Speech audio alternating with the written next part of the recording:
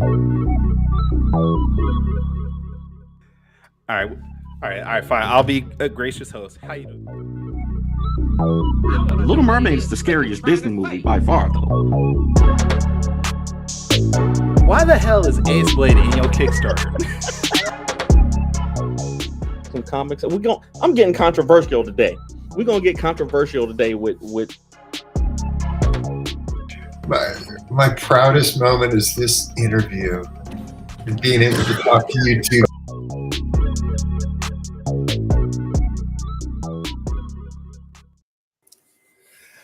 Ladies and gentlemen, boys and girls, children of all ages, Taurus Comics, in collaboration with Fourth Wall Productions, respectfully brings to you the 62nd episode of the Foretales podcast. I am your host, Kyrun Silva from Taurus Comics. Across the way is the Orchid author of Ace Blade, Danny J. Quick, and we are your two award-winning blurred comic creators here to help you find your next favorite comic. We are live on the Ages of Geekdom network via Facebook, Twitter, Twitch, and YouTube. So if you're listening or watching us live, thank you for your support. But don't forget to like, share, subscribe, and review this podcast and all our shows, because all your positive reviews and interactions help us reach a bigger audience. Brother Danny Quick, welcome back. How you doing? What's happening? I'm sure my face was all blank while you were doing that. I was typing up what we just talked about in the chat. I have a terrible presence of mind. Like, I'm listening, I'm hearing, and I was like, yo, he said orchid. That was dope. But yeah. I was trying to type at the same time, so my brain was with you, but half of my brain was here. So hey, that's about every show. Your brain is halfway here and halfway somewhere else. So that's good. That's good. Yeah, man. I'm sorry, but I'll be trying to wear many hats at the same time. So but how you been doing, brother? I'm all right. I missed you last week. I mean, you weren't here. We had Morgan, and Whitney apparently was with Morgan. Special guest Whitney. Yep. So I'm glad to have a show that's gonna be a little bit more tame, I'm assuming. Hey, listen, I think our guest this week, we'll try to keep it nice and tame for us. There should be no reason to bring out weapons or anything like that this week. Greg Anderson and Elise last week, he and Morgan got some history. We'll just say so. They always are going back and forth. So, but that was a fun episode, and I'm sorry I missed it. But apparently, it wasn't because of Greg and Morgan. It was because of you and Morgan. Because of your interruptions. No, it's because of you, sir. Listen. I did not tell Kyrun to interrupt Morgan's every question. Okay, for some reason Kyrun thought it would be funny to bring my interrupt. I pre-recorded some videos that you labeled interruption number 1 and 2. Yes, but I didn't. Which means to interrupt the person. But I didn't. I wasn't going to interrupt it. I was not going to interrupt our guest, and I'm definitely not going to interrupt myself. So I left just Morgan to interrupt. So what are we talking about here? Hey. See, that's why we got to communicate better. That's why we got to communicate. Exactly. But it was great. Interruptions? No, I don't. Damn it. That was a great episode, man. They had fun, and I'm sorry I missed it, but I had a good time at the signing last week too. So it was good. All right. Now I know we don't usually talk about behind the scenes stuff here on our show / podcast, but I do have something I wanted to bring up with you. As a lot of you guys know that don't listen to us live, you listen to our podcast. Our podcast is available on most streaming networks, Apple Podcasts, Google Podcasts, all those good things. And with doing that, our podcast is broadcast around the world. Like, we have listeners in India, the Netherlands, Iraq, New Zealand, and of course the United States is our biggest audience. But do you want to know who our second biggest audience is that listens to our podcast? I would guess Thailand. Actually, I don't. Thailand is not. It is 1, 2, 3, 11th.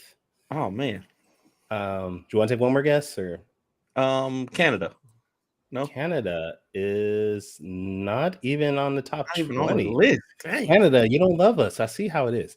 All right, so our biggest audience, 93% of our listeners come from the United States. Makes sense. I mean, we're American based, and most of our audience. Yeah. Our second biggest audience at a whopping 4% is from Germany. Oh, that makes sense. It does? Yeah. How? German folks love comic books. Okay. All right. Yeah. Yeah. There's a huge comic book market in Germany. Really? Yeah. Okay. No, I'm all right. serious. So I'm gonna plan a trip. We're gonna go to Germany, meet some of our fans there. Yeah, and then absolutely. Yeah. Let's take this thing on the road. Four Tails podcast, a city near you. Is that what you're saying? Go right on down to Hohenfeld. I've actually been to Germany went with the military, and it's great, man. Like the food is great. The Autobahn. Okay. Yeah. I'm gonna take your word for it. If I ever do come to the East Coast, though, you and I are gonna have to do an episode live, like Yeah, same absolutely. room, see how that goes. Yeah, I'm trying to set up some some conventions that would invite you out and pay you to come, so we can do some panels and things like that. So Okay. If we make it happen, we'll make it happen. It's hard to pay for airfare and travel and hotels for people. I don't quite have that influence yet, but we're gonna get there. I mean, especially with you on the East Coast, me on the West Coast. I know that's expensive. I do say though, if we do this, maybe you can bring our guests along with us because he's on the West Coast with me. Maybe he can tag along. Okay. Absolutely. I'd love to do that. All right. Well, let's bring the guest on. He's been waiting in the background for enough time. We've rambled off probably too long, honestly, at this point. Yeah. But he is a writer, an artist, a father, apparently, a great guy, a husband, an influential man in the community, I'm sure. He is the one, the only Don. I was trying to think of something cool to go with Don. I can't off the top of my head, but Don Walker, how you doing, sir? Good, guys. I'm Don, good. Thanks for having me on. Don Barbarian Walker in the building. See, it didn't rhyme with Don though. Don Barbarian didn't flow well. Don Juan. Well, I'm sure people call him. I go by Don, the Don Walker on my books. I sign my books the Don, so there's always that. The Don, yeah. Okay. For later, for next time. That one. Okay. There's another person who signs his stuff the Don, but we won't talk about him right now. Whoa. Wow. We won't compare you two. We won't compare you two today. You're in different industries. You're in different industries, so okay. But thank you for coming. I'm happy that you got up early this morning. I know you're a California native, right? Yeah. Oh yeah, Southern California, born and raised. Love it. Best place to be. How about them Lakers? To be. Hey, Lakers are looking pretty good right now. I know it's only been like 2 games since the trade deadline, but things are looking up, and that's all I can ask for as a Laker fan. Just looking up. I'll take it. I'll take that every day. Absolutely. Oh, absolutely. Both of y'all Laker fans, this is gonna be a horrible show. I can already tell. That's right. I mean, your Kings are doing great, but us Laker fans, we gotta be hopeful. So gotta represent. For those in the audience who haven't seen your amazing work before, Don, give us a quick backstory on you, and introduce yourself to our audience. Well, thank you again for having me on. I am Don, the Don Walker, and I am the self-publisher, Dork Empire Inc., and I publish the books Agent Wild, Reaper Corps, and now Dreadlock the Barbarian. And I've been writing and penciling books for, 30 plus years, off and on. Like, it's been a while. But again, I do mostly sci-fi, action, adventure stories. I'm a big sci-fi nerd at heart, so. Okay. Now, Dreadlock is your newest book that's coming out. So, for anyone that's not familiar with what the premise of the story is, can you give us a brief synopsis of it and tell us about the book? Okay, so Dreadlock, I call Dreadlock a cyberpunk western. So I do a shared universe of characters. My Agent Wild book is set in the modern day. Reaper Corps and Dreadlock are set in a future of the same universe. So Reaper Core and Dreadlock are in the same space, time frame, and general location. Is a crew, I call them, that roam the new west, I call it, which is this desolate desert landscape of a broken earth. And him and his crew do acts of good, little acts of bad, get a little trouble, a little adventure. So they're kind of like I don't know, kind of the Guardians of the Galaxy type of team, but like Earth-based. They're out there doing good, but by doing good, they get in trouble with other people, and so they have fans and they have enemies, and they're out there trying to live their lives, have fun, and get into trouble.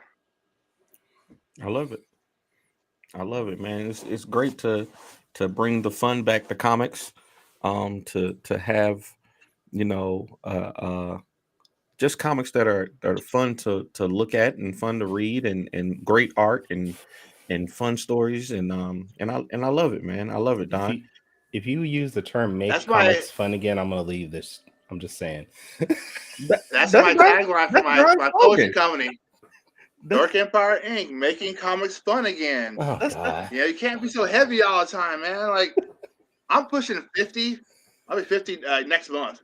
Nice. And like my heyday is like the 80s, early 90s, where while you had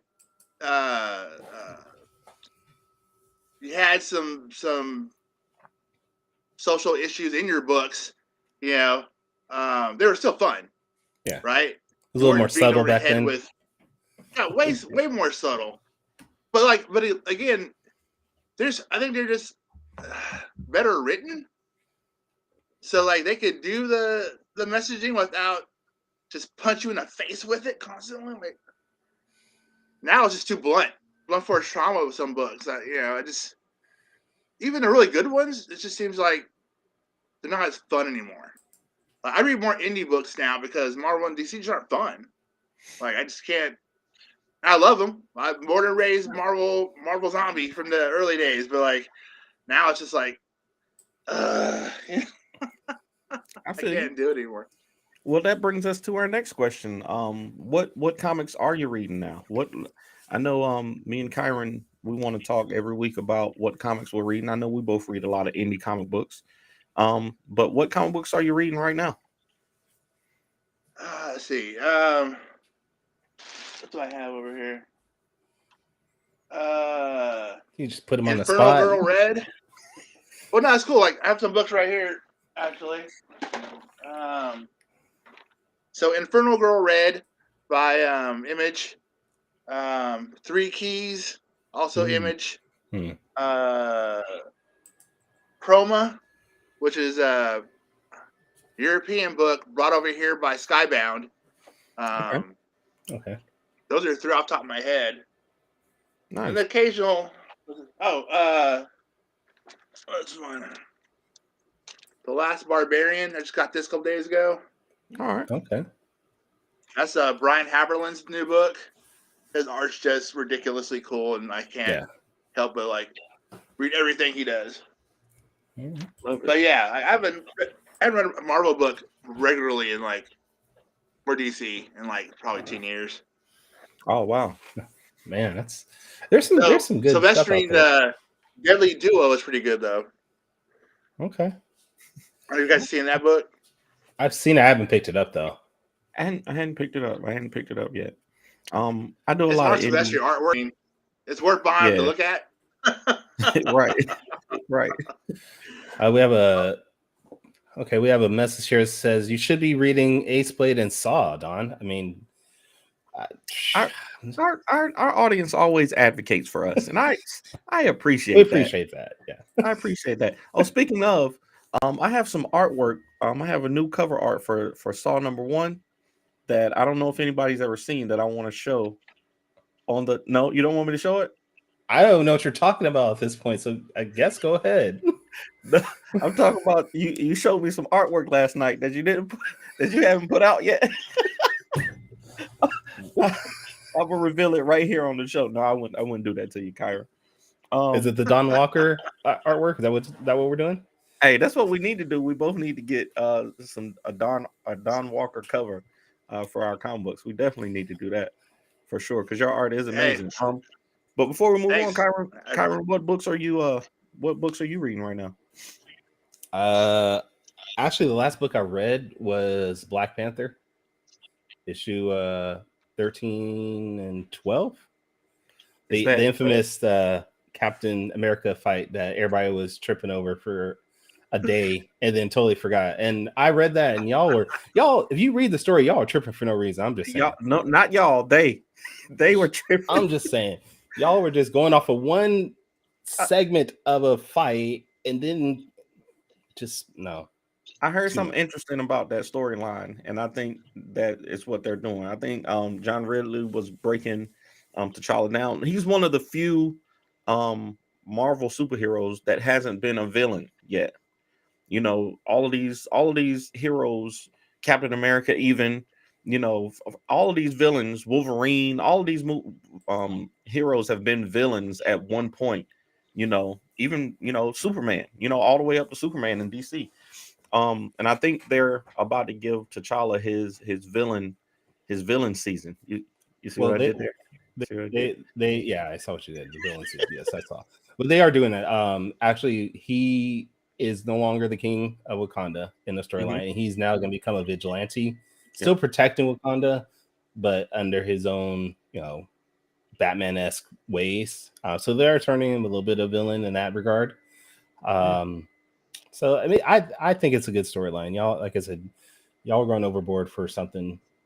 One small smeg. Never mind. You got me twisted on. We're supposed to be talking about Don and his stuff. All right, fine. Danny, since we all talk about what we're reading, what are you reading this week? And it better be Agent Wild or I got. Let me see. I got, which I have Agent Wild. I read it. I actually enjoyed it very much. So I got Static, Shadows of Dakota. I'm reading. I picked up this Yoda #1. I'm gonna read that this week. Maverick #1. Okay. And I finally got the Photon. I've been looking for this. And my daughter's reading that. Yeah. I finally got one, so I'm gonna see if it's any good. But I definitely got that Brian Stelfreeze cover in the box over there. Future guests on the show, Brian Stelfreeze. That's right, future guests on the show. We're gonna make that'd be nice. We go. Right. He's an awesome guy. He is. I'm gonna ask him if he'll come on for sure. Right. But Don, go ahead, Kai. Well, I was gonna ask you, Don, because you're saying you've been making comics for 30-something years now. You've been reading comics since the 80s. What keeps you going to keep creating comics then? I'm a storyteller at heart. I also went to film school, so I have a filmmaking background for a little while. That's, again, off and on. I have time and money to be involved in those. So I would tell stories regardless. But if I didn't either make a movie or a short or a comic, I'd probably write some short prose fiction or something. Comics is just the most fun medium for me to do it. Yeah. Like there's very, very little budget constraints on what you can do on the page as opposed to a film or, you know, something more visual. So I fell in love with comics as a 5-year-old. I saw Star Wars Episode 4 with my dad at a drive-in. I was 5 years old. I immediately started buying they started buying me the Marvel comics. And from Star Wars comics led to Spider-Man comics, which led to X-Men comics, which led to Fantastic Four, et cetera, et cetera, et cetera. Like, I didn't buy a DC book until I was probably 12 or 13 years old. Okay. I was all Marvel all the time. Like, that was my jam, right? I started drawing sequential art or focusing on sequential art at around 14, 15 years old. Like, my dad was an artist, like fine artist, so I'd always draw and sketch and do all that and draw my Star Wars characters and whatnot. But then comics led me to drawing Spider-Man all over the walls and on paper I can get my hands on. But when I discovered, like, oh, people do this for a living, that looks cool. I started studying that, like with the Marvel How to Draw Comics the Marvel Way book The that came out in essential. '77. Like, yeah, essential book for drawing comics. Yeah. I tell everyone, I actually buy those in bulk, and I give them to people who want to make comics, who I meet either at cons or at or locally. Like, you need this here. I'm giving this to you. It's amazing how a book that came out like almost 50 years ago is still such an influential thing on artists and can still be so useful in so many ways. Yeah, no matter what, if you're doing, like, I'm all analog, I just pencils and paper. But if you're doing digital comics, everything that book tells you is legit information you need to know. Exactly. Particularly the storytelling, dynamic storytelling section of the book, which I tell people all the time. If you read anything in this book, and you want to, excuse me, take it to heart, is that one. You can learn anatomy from everywhere. You can learn perspective from anywhere, but the dynamic storytelling is legit info that works with any genre of story, right? Yeah. You can tell a cool story any genre, artistically. And again, that's also something missing in a lot of comics today is dynamic storytelling. Yeah. Okay. I heard speaking on comics back in the day and in your journey into illustrating pages, I heard a story that you told about I can't remember the exact comic, but I want to say it was Deadpool and Daredevil, a one shot that you had gotten pages for, and you and I heard you say you were drawing, you were on like page 3 of the story, and you backed away from the table and was like, I don't want to do this anymore. Tell us about why you decided to stop pursuing mainstream work in the comics for that time. So in 1999, I went to Comic-Con in San Diego, and mind you, 1999 was my 13th straight trip to Comic-Con. This is like what, 85 or whatever it was to 1999. And I was constantly trying to get work, right? Even when I wasn't ready, like a lot of artists, I was just bringing a portfolio show and getting rejected, which is fine. Like I'm real good about rejection. I can take criticism. That's never been a problem for me. But I finally kind of broke in and got a editor to give me a tryout script. And it was the Daredevil Deadpool one shot with Ed McGuinness had illustrated. And it was already out, right? At home. So I got the script. I'm like, crap, I have this book at home. So I have to draw this better than Ed McGuinness. Wah, wah, wah, right? Good luck. Right, exactly. And I knew I had a different style than him, but still, it's hard to do something when you know what it's supposed to look like. Yeah. By somebody else. Yeah. Now on top of this script, I had worked in a comic book store as an assistant manager for 2 straight years, right? So I'm eating, breathing comics 24/7 for the last 2 years. But I get home, I'm working on the pages, and like page 3, I'm just like, I'm not enjoying it. I'm not being down what I want or what I feel they're going to like. And I would have called it dread came on me, but it kind of like all of a sudden I remember sitting on my drawing table in my living room going, I don't care. I don't care anymore. I'm burned out between working in a comic store 4 days a week. I had a 4-day a week, 10-hour days. And it was just like going home, working on comics, and kind of beating your head against that wall for so long just was enough. I was like, I'm done. I pushed my chair away from the table. I got up and just like sat on my couch and put a movie on. I don't know what it was on. I just sat there and just kind of like breathed for a second, like, now what? I put so much energy in wanting to draw comics. Like every other young guy, I was like, I wanted to like draw X-Men or Spider-Man. And when Image debuted, I was like, oh shit, I want to work for Image. I want to go do stuff for them. Like they're the new big, cool thing, And like another short story. That same 99 convention, I have a portfolio. I have Cyberforce pencils that I did, right? I included Cyberforce and some Wildcats, and like a 6-page portfolio, just some stuff I made up, right, to put all these characters together, so I could hit both studios, right? And I had happened to show the portfolio to some of the artists that worked at Extreme Studios, which I hadn't planned on it, but like they're doing a portfolio review. I stopped by, I showed them my stuff.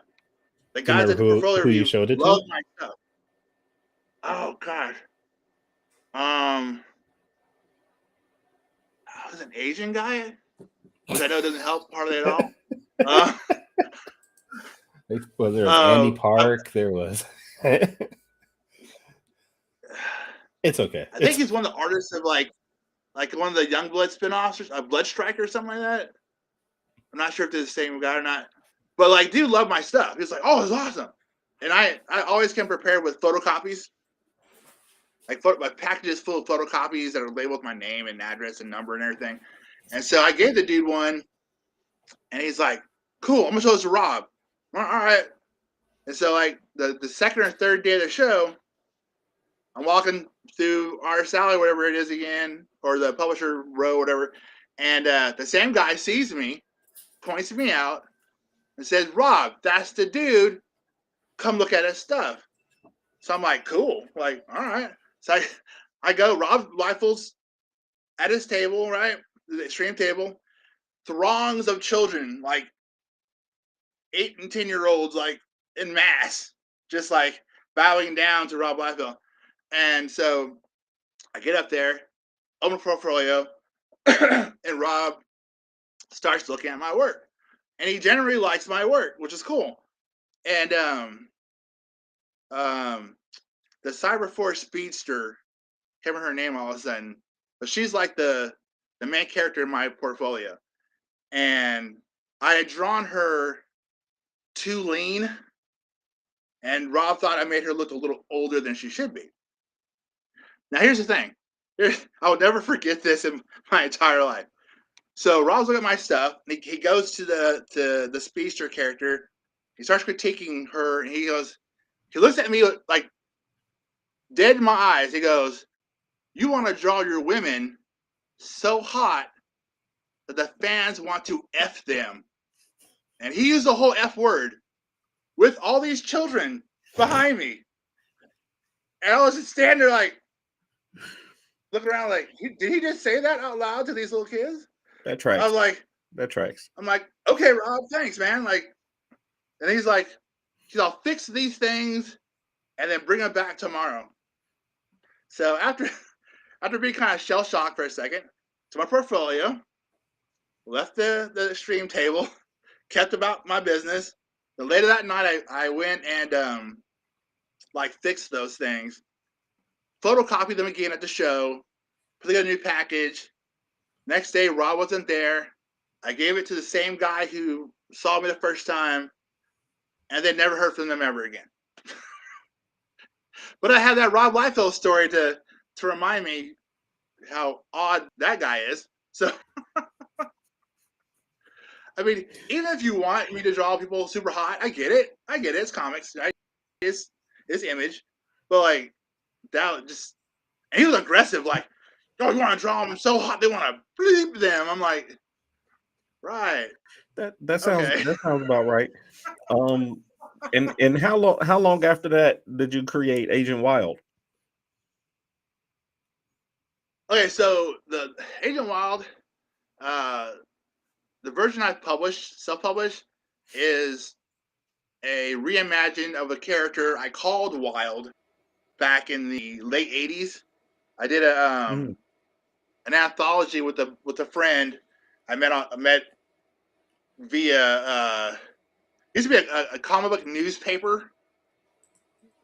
I don't know, it's called Comics Interview or something else like that. But it was like a newspaper you get in the mail. It's all about.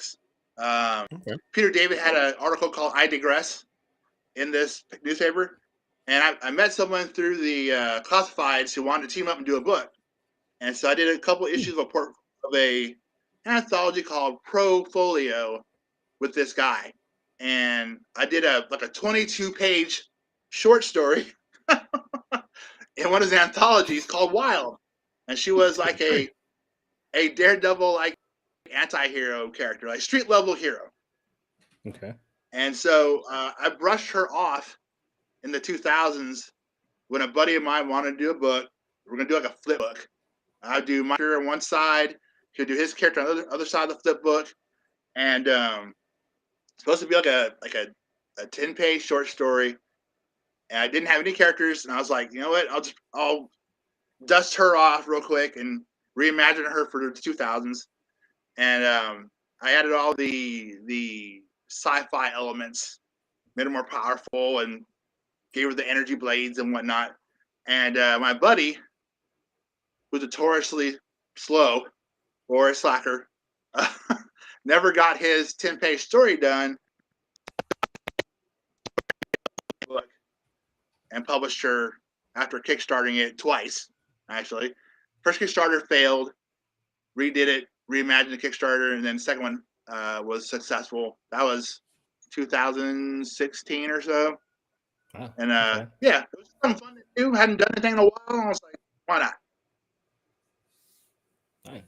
Okay. So with the funding, or sorry, with the first Kickstarter not funding, what did you learn from that made the second one fun? Like, did you...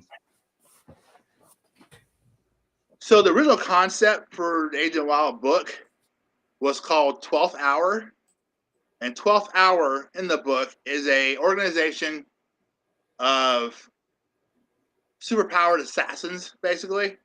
And I was planning on doing 12th Hour as a series of books with different characters in each book. Agent Wild would be the first character. 12th Hour issue 2 would be a different character, so forth and so on. But I found the first Kickstarter was confusing. Understand the 12th Hour concept? Was the 12th Hour a different concept? Was Agent Wild the same concept? And it just seemed convoluted for people. I got feedback from people, and that's kind of what they said. Like, this is too much going on. Like, make it more simple. And that's what I did. So reading the book Agent Wild, the 12th Hour organization still exists, but it's far more about Agent Wild than it is the organization. And my goal was too high. Like my original goal was I was paying everybody decent rates for the time, including myself. And so it was like an $8,000 goal. Was ridiculous considering I've never done Kickstarter before. You know, didn't know who I was. So that was a huge ask for nobody. So when it failed, I got my guys together, our team, or my anchor and letter and color. I said, look, if you guys can like give me a better rate or do it for free. I know all these guys who work with me. I've been friends with them for years. I go, I would give you guys a shit ton. I gave everyone who chipped in for free 300 comps for the book. Wow. So like, if they sold them all at cover price, they would have gotten real close to their rate. So like my anchor, he sold all his out. His whole 300 copies were gone like a year after I got them to him. So I've given him more books just for him being cool and doing it for free. That allowed us to get books, which made us fun super easy. So I don't ask that of anybody nowadays. Now I don't pay myself anything for Kickstarter. I will take none of the money. It will only be for rewards, my anchor, letter, colors, and printing the book. Because it's my IP. I get most of the copies anyway, so I can just make my money on the back end, selling them at shows or online. Yeah. That's like Morgan just said. That's a nice deal making. Sometimes you gotta, sometimes you gotta give a little to get a little, and being able to Exactly. get those comic books to those people. I recently have done some variant covers, kind of on that same deal. I couldn't afford to pay the artist at the time, but I was like, listen, I can get you some copies and I can promote it for you, and I know I got a decent online platform, so and I know I usually try to get artists who are going to shows anyway, who are because all artists don't they don't do conventions, big or small. So Yeah. yeah, that's a solid deal. And if you want to pick Even up one now, of though, Danny's books, you can do it right there at that QR code, and you can get one of the ones I did. I'm just saying. Where's my phone so I can get this QR code? Hold on. Let me get. I gotta have one. Just say, you can get one that I did. Terrible. All right, sorry. I interrupted you, Don. I'm sorry. well, I was just gonna say, like, even when I pay page rates to people, I still give out at least 20, 25 copies to everybody who works on so individually. So anchor, letter, colors, they still get like 20, 25 copies of the books, just as, again, thank you for working with me. Because I have 3 inkers that I love. They all give me a little different vibe visually. So I pick and choose which one I need to use for whatever book I'm doing. But and Silas Dixon is the new guy I'm working with on I was just about to ask you Dreadlock. about Silas. Silas did the second half of Ace Blade #2. My second Ace Blade Okay. book. He inked. I had a inker here in North Carolina. He couldn't finish the book, and he suggested Silas to finish Ace Blade. So that was pretty. I was surprised to see that we share our inker in our Oh our yeah. journey. Silas is the man, dude. Like, Silas is one of those guys that he's closer to our age, and so he's got a little bit he's into the masters of the craft, right, from like back in the day. Silas one of those guys that Silas will constantly go find super talented, like, working for Marvel and DC inkers, and nitpick and like get information. Like, he's always trying to learn, always trying to get better. I'm doing the same thing. Like, I'm always trying to get better. And like Silas loves dreadlocks almost as much as I do. I love it. That dude is down for some dreadlocks. So I'm like, he's been a blast to work with. And when I eventually do a mini series for Dreadlock, Silas is my guy, 100%. I love it. Apparently, Silas is doing Cosmos too, which that's got to be Advent? That's Advent Comics. Yeah, it's Advent. Yeah, Tony Cottrell. Cottrell. All right. Yeah, that's dope. Silas, we teamed up on a cover for one of the next books too. Actually, I think all over the place. Cosmos 7 or 8. Oh yeah, he's always looking for work. So. Oh, you said are you doing a cover for Cosmos 8, or are you saying Silas was? Yeah, we did a Cosmos cover. I believe it's issue 8. Oh wow. Tony. Oh well, Silas told Tony about me. It's like, you should hire Don for some covers or something. And like, so Tony hit me up and was like, yeah, let's do a cover. All right, cool. We knocked that out like last month. It's really fun. Tony's cool because Tony likes that 80s style of stuff also. So I had to do a cover with like 7 characters. There's so much stuff going on, and in a true kind of like almost Kirby-esque kind of like design. That was fun to do. That's wild because I think Cosmos 8 is the one that Ace Blade shows up in, if I'm not mistaken. Okay. Why is Ace Blade showing up everywhere? Don't worry about that. Don't worry about that. Just I mean, I got like 4 books with different characters y'all can have in any of your comics if you want to get appearances. I'm trying to get Ace Blade in Saw 4. That's what I'm trying to make happen. So we'll talk about that later. Okay. An Ace Blade character does actually show up in Saw 4. Is it not Club Bat? Not Club Bat. Morgan said Jax can appear in anybody's book. I'm gonna say Jax type character appears in Saw 4. I'll just put that out there right now. And Watson, if you're watching and Clapper and Hot Shot and a 5-star type character does appear in Saw number 4. Terrible. I'm going to go ahead and get my lawyers ready. Brad Arney says he wants a list of Ace Blade appearances. Just every book, Brad, Ace Blade is going to appear. Me too. I got to keep track of them. Ace Blade is showing up in a bunch of people's books at this point. So, all right. I love it. Well, I think this is the best I time. I draw some Zop, the lightning welder. Yeah. You are on my short list, Don. You really are. So don't worry. You're on that list for sure. I just got to get. I got to get paid for my work that I've done from other people first. Guilty. I'm one of those people. I still owe Kyrun money. Let me send you books instead, like Don did. Let me send you some books instead. We would have had to agree to that before. You say we had to agree to that. Yeah, you'd have to agree to that before. Morgan said Ace Blade is like the toasty guy in Mortal Kombat, just popping up randomly. Okay. All right, the show has gone off the deep end now, so I think this is a good time for us to do some quick takes. If you're ready, I am. I'm ready. Let's do it. All right.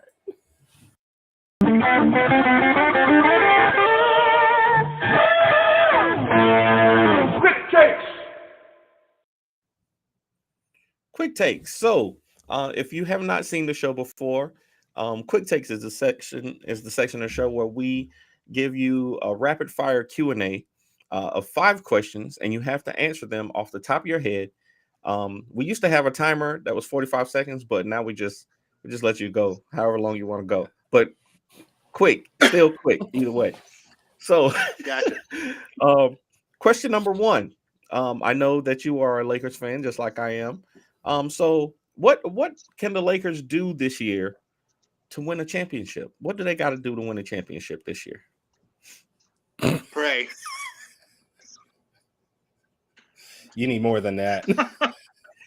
I mean, they have to win like 15 to 16 of their last 23 games, and even then, a play-in tournament bid. They're just too far behind. Like, I don't see all the teams in front of them going on losing streaks. It'd be nice if they do. I'd be all for it. But we get a 6 seed, great. But I'll take the play-in tournament. This team looks good enough to play a play-in game and kick somebody's butt and get into the dance. So I'm down with it. I'm hopeful. We'll see if people's health holds up. And that's the key. If AD and LeBron hold up, we got a shot. They ain't gonna. Our new point guard twisted his ankle the other day. Like, if your hopes reside all on AD staying healthy, you in trouble. That's all I'm saying. Not exactly. We are. Yeah, that's what I'm praying for. Praying for health for AD. Dear Galactus, right. Please. He said, "Dear Galactus." Dear Galactus. My Lord and Savior Galactus, please, sir, help me. Oh man, I love it. I love it. Okay. Please, Eternity. Give AD some good knees. Please, Eternity. Somebody, anybody. Heal that body. Heal that body. Chaos, Lord Chaos. Lay your hands on him. Terrible. Okay. Question number 2. In a fight between Agent Wild and Dreadlock and Barbarian, who would win and why? Agent Wild, because she actually has I want to call it superpowers, but she has the ability that's genetic to create energy blades from her body. Her suit enhances that ability and focuses that ability. Dreadlock is bigger, stronger. Agent Wild is faster and has weapons. Like she can deflect or shield herself from energy weapons like blasters or whatnot. Dreadlock's swords would not touch her, and so she would just carve him up in a matter of seconds. Awesome. So and she's trained and she is literally designed genetically to be a weapon. Dreadlock is not. And this isn't one of the quick takes, but just on Agent Wild and Dreadlock, I believe I heard you say before that they're in the same universe. Is that right? Yes, but they're in different eras. So Agent Wild's in the modern day, Dreadlock's in the future of the same era, same universe rather. I got you. Go ahead, Kyrun. I see you. Go ahead. All right. Well, what the hell is going on in my comments? How you gonna talk about Clippers? Kings got lucky last night. We took your best shot. Your best shot. PG out there hitting threes with like 3 people on him.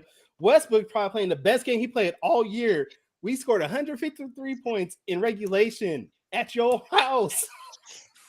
They beat them at home. That's the worst part about it. They beat them at home in LA. Come on. Clips lit the beam. Yeah. They could probably see the beam from Sacramento. So man. In your house, we came in there, said, "This is our dub," and we left. All right. Back to quick take. But is it their house really, or is it the Lakers' house? Exactly. Thank you. We went into the Lakers' house. They ain't got a house. That's our house. The dub. They're just written. Talk about Clips Nation. That's terrible. Clipper fan. You went your Airbnb. Took the dub. Yo. I almost feel bad for the Clippers, man. But hey, that's how it is. Living in Big Brother's shadow. Exactly. Okay. All right. Back to quick takes. We done had two interruptions already. All right. Sorry, I don't usually look at the comments during quick takes because dang. Terrible. Okay. Question number 3. And this is a question that I ask a lot of creators who are on the convention scene. Do you prefer big conventions or small shows? And why? I prefer small shows that are comic focused. That's very important. You'll never see me table. You won't see me table at San Diego Comic-Con. It's just too big. It's too big. It's not a comic book show anymore. Comics are an afterthought. So I will do, and I can do like 5 or 6 shows that are smaller for the price of doing Comic-Con. So and make more money doing it. But yeah, focus shows on comics. Those are the shows I want to do. Shows like Comic-Con Revolution in Ontario, California, which is in May. I do really good at that show. It's a 2-day show in Ontario, California. It's like a weird place to do a show, it seems like. But they're there to buy stuff. They're there to buy indie books.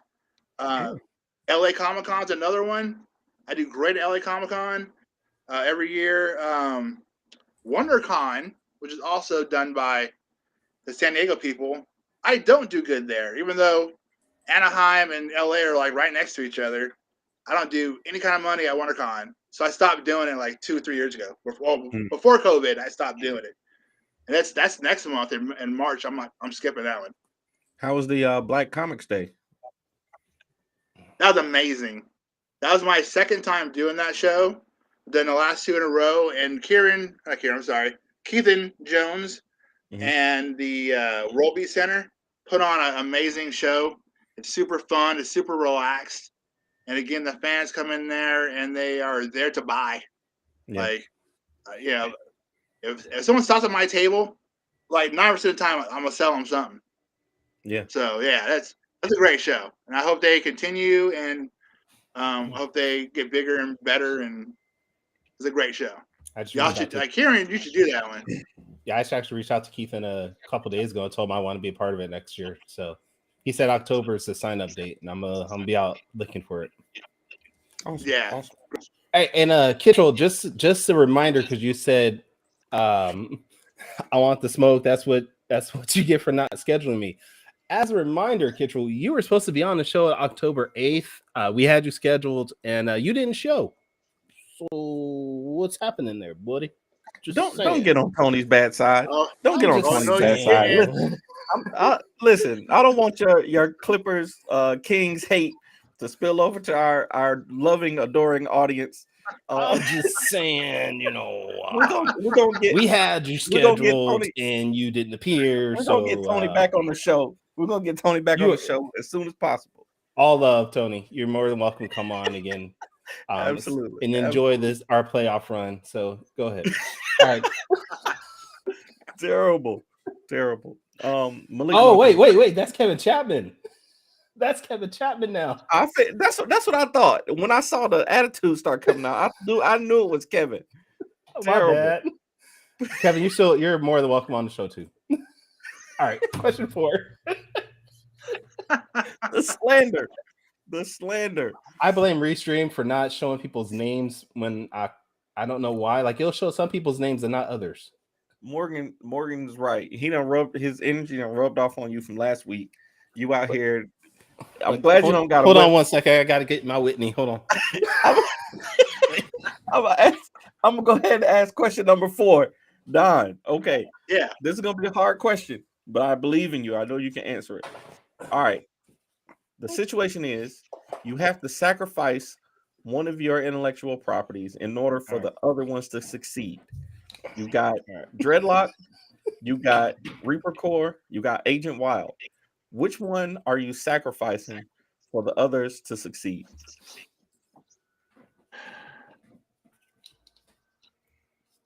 Probably Agent Wild. Morgan Iverson.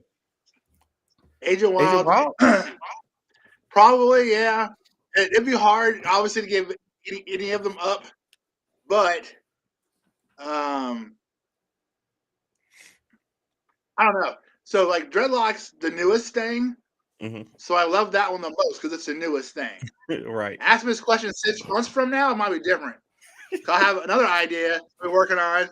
That would be the new favorite thing, but because Dreadlock and Reaper Core are kind of spin-off. Well, Reaper Core or Dreadlock is a quasi spin-off of Reaper Core. So keeping those two, I get the benefits of both of them being able to interact with one another, possibly, whether that be a cartoon or a film or whatever. If I give one of those up, then I kind of lose half the story, if you will, right? Because Dreadlock, you'll see in a miniseries I'm writing right now. Dreadlock and his crew, or half of his crew, are from this mega city that Reaper Core takes place in. And they're born in that mega city. They were born under the thumb, if you will, of these sentient cyborgs of the Reaper Core. And so their experiences dealing with the Reaper Core led them to leave these mega cities and go out and venture out into the New West to begin with. So I lose all that backstory if I give up Reaper Core. So, Agent Wild, it helps me with the other stuff. With Dreadlock not being released yet, is that a teen spoiler we just got in a way? A little bit. We did get a little spoiler there. Yeah, so you won't get that spoiler in the first issue. Like, there we go. You'll read the book, and you realize, yes, they have issues with cyborgs, and maybe, just maybe, when the Reaper Core pops up as a cameo, just maybe, just saying, buy the book, you'll find out. I like it. Okay. All right. The fifth and final question. So as you all know, we do another show called Top 5 Live. No, you do another show, not me. You do another show. I do another show called Top 5 Live, where every week we debate weekly events, and then we do a top 5 list between me and my other two co-hosts. So I'm gonna read a post that I saw on your page, Don, and then I'm gonna ask you a top 5. This post was from a one Crystal Walker. It said, "My sexy, wonderful husband, Don Walker, brave the cold and rain to get me juice and chips and our daughter from school. So Don, I want to know, what are your top 5 favorite husband duties?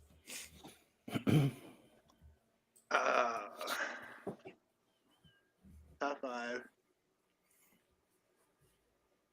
And in order of top 5, or just 5 things I enjoy? Just 5 things the 5 best parts of being a husband and the duties that you have to do. And, okay. The random stuff that we have to do all the time.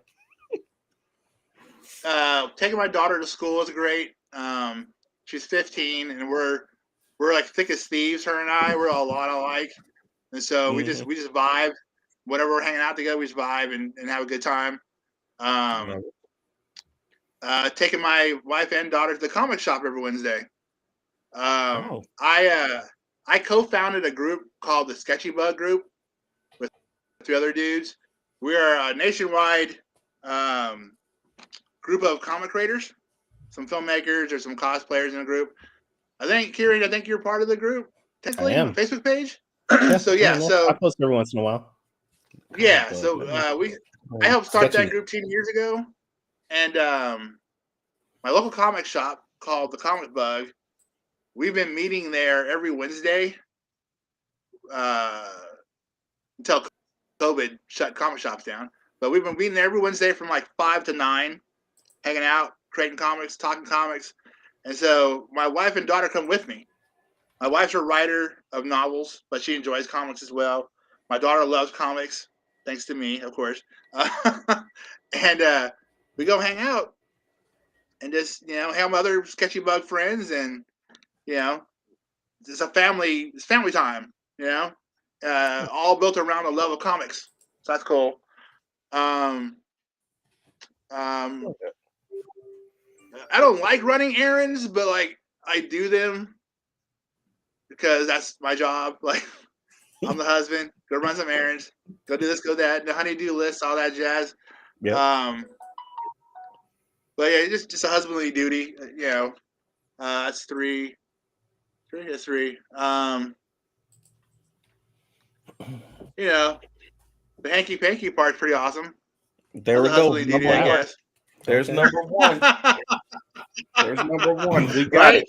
Can't miss that one. Like, come on. And occasionally cooking like that sometimes. I don't cook. I'm not real good at it. But occasionally I get a good recipe or something. I can follow directions. Yeah. I'm not an ad-libber though. So like, give me directions, I'm good. But my wife's an awesome cook, so she does most of cooking. So occasionally I'll chip in to save her some time, or she shouldn't have to. But yeah, that's kind of few and far between. So Yeah. Oh, that was a great top 5. I was perusing your page to get some background on you, and I was like, yo, you get a lot of shout outs from your wife, so that's pretty cool. Yeah, that's awesome. She's super awesome. That number 1 is obviously I think all husbands will take that one in their top 5. Right. Awesome. So I got one beef with y'all before I know we're up against the clock, but I got a beef with y'all too. Okay. So I heard Don, I talk to Kyrun all the time, so I know his history with making comics, but I heard Don, that you made this Dreadlock book without a writer, without a plan, without any type of idea. You just or you had an idea and you just started drawing, and then you had to come up with 10 more pages or something like that, and we're like, oh, I'll just come up with it off the top of my head. That's how I heard it anyway. I heard you said, listen, I don't need a writer. I don't need anybody to do this. Nope. I have an idea and I'm gonna make this book. And Kyrun did the same thing with his Shaman's Destiny book. So I have a beef with y'all. What's with the hate for writers? Wait, it's not a beef though. No. It's going back to what we talked about, storytelling in your artwork. It's the old Marvel method of creating a story through your artwork, and then the writer just comes in and adds the dialogue on that. That's my thought on it. So and I've studied writing. It's not like I'm writing because I don't like writers. I've studied writing. I've taken film school classes for writing screenplays. I do that as well. So I can write. It's not rocket science. It's comic books. It's not, I'm not writing legislation. It's comic book. Very but, true. Very true. With Dreadlock, it was the Sketchy Bug group that I'm part of. We did a anthology during the height of COVID, during the shutdown, called Danger Arcade, and my story was Dreadlock, and I had drawn a design for this character, which was really different originally. He was like tall and slender, the big ass afro, had like headphones and like this big ass sword that was like constructed of like scrap pieces of metal, and he was running around a much more post-apocalyptic landscape. And one of the Sketchy Bug members that I talked to a lot was like, he saw the drawing, goes, "That looks like Afro Samurai." And me not being an anime guy, I was like, "Who is that?" So I had to Google that. I had to Google it. I'm like, "Oh, he does." It really was a fro. Most of the fro, huge fro, like 3 feet off his head, right? I'm like, damn, I got to change this up a little bit. So I started scribbling new ideas, and it was in the process of designing him, I got the idea of aligning Dreadlock and his story with the Reaper Corps book that I already published. And so that helped me steer the story to like him being the anti version of Reaper Corps. Like he wanted no part of what they're doing. He was anti-cyborgs and all this other stuff. And so I did this 10-page story, and it was like the whole story. I won't give the story away for the first 10 pages, but like it's kind of a misdirection, kind of fun story. Action packed, but it's kind of a fun hook at the end of it that I won't give away. But I had so much fun drawing this and creating it, and of course writing it. That I thought, you know what? I'm gonna do more of this. And so the way the story ends had the perfect like beginning for more stories, right? And so I'm gonna add more pages, make it a full issue, right? Figure out add 10 more pages, make 20-page one shot. So I did a Kickstarter for it, and I had a stretch goal, where I'd add like 8 more pages. We reached that stretch goal. So now it's a 28-page story and art, one issue. And really, I could have actually added more pages. Like I had more details, but I was like, well, keep it tight as possible, not to spend way more money on this book than I need to for the one issue. And it's Dreadlock the Barbarian zeros. Like I did Agent Wild 0, Reaper Corps 0, and now Dreadlock 0. All my zeros are essentially pilot episodes for those books. If they sell, I'll do more of them. Agent Wild has a mini series I'm working on. I've already put her issue 1 out. Working on issue 2. I'll be doing issue 2, Agent Wild, and Dreadlock 1, and then Agent Wild 3, and Dreadlock 2. That's the plan anyway. But yeah, just having as much fun with the character as possible. Maybe want to do more. And people love him. Like the Black Comic Creator Day for 2021, not last year's, but the year before, I had a Dreadlock banner made of the cover image, right? And people would walk by and like, "Oh hell, who's that? That's awesome!" I'm like, "Oh, it's my new book I'm working on right now." They're like, "Oh, it's not yet." I'm like, "No." They're like, "Oh," they'd walk away all upset. Like, so this year, people are coming by looking for the banner and going, "Is the book out yet?" I'm like, "I have some copies. Here you go." Because luckily, my printer,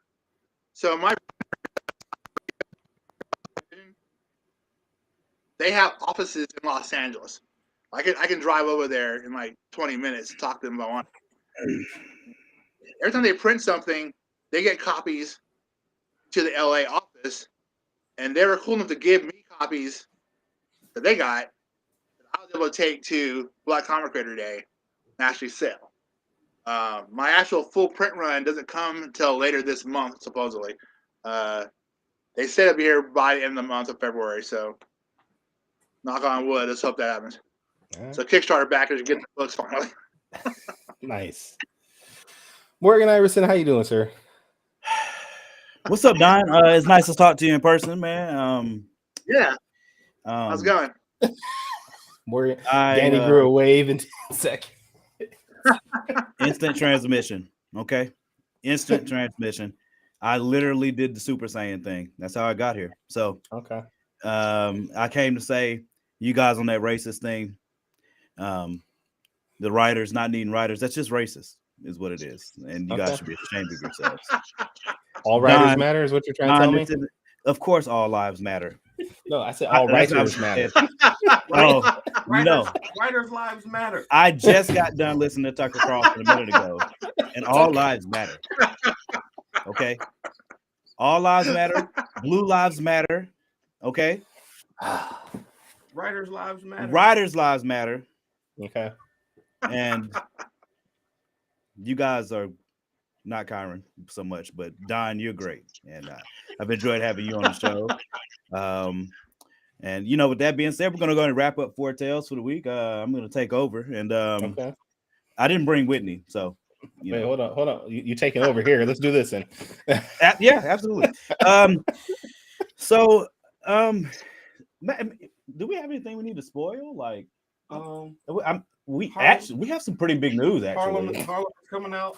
Yeah, we got a teaser. Yeah, we got a preview coming out today. For those who backed Lumberjacks number 3 are gonna get. What did you do with Don? What did you do with Don? He's down there in the corner. He's down there. But he's behind the Danny face. I can't even see him now. You're so racist, man. Kyrun, you said you're taking over the show. I'm trying to give you spotlight so you can do whatever you're about to do. But you ain't have to do my mayor wrong to let me take over, sir. Okay. That's all right. Fine. Jesus Christ. All right. Is this better? Is this better? Okay. Yes. You know what? I'm just gonna. Okay. All right. That's better. All right. Yes. So everybody that backed Lumberjacks number 3, y'all know the incredible travail it has been to get it produced and get everything done. But we made a preview for Harlem number 5. I mean, number 1. Speaking things up. All right. So, anyways.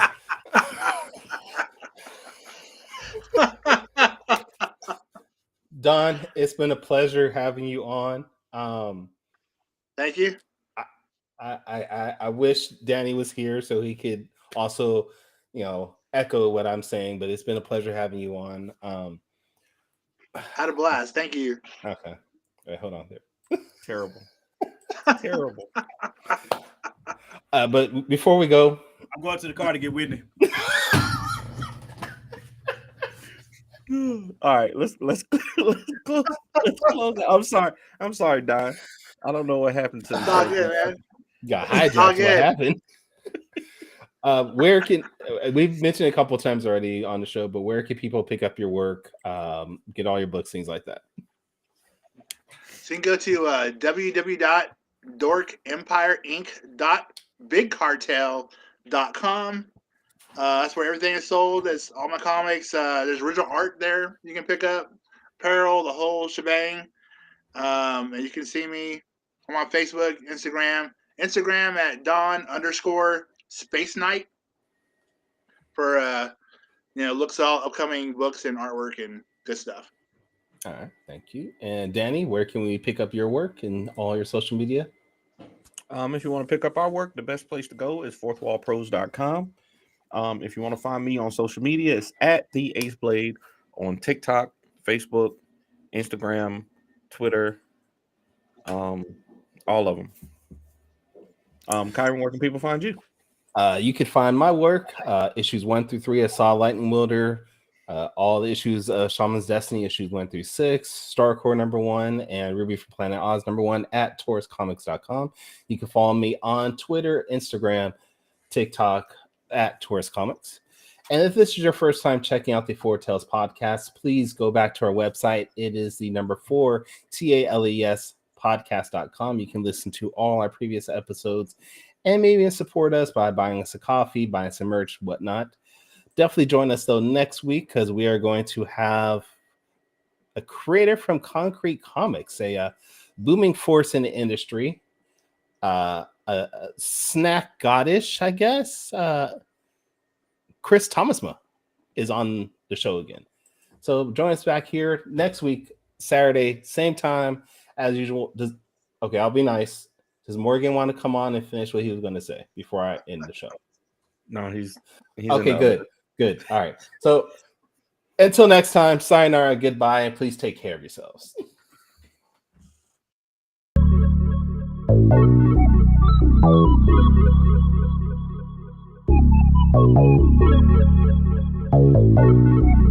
I want to know what it is Quick is trying to say.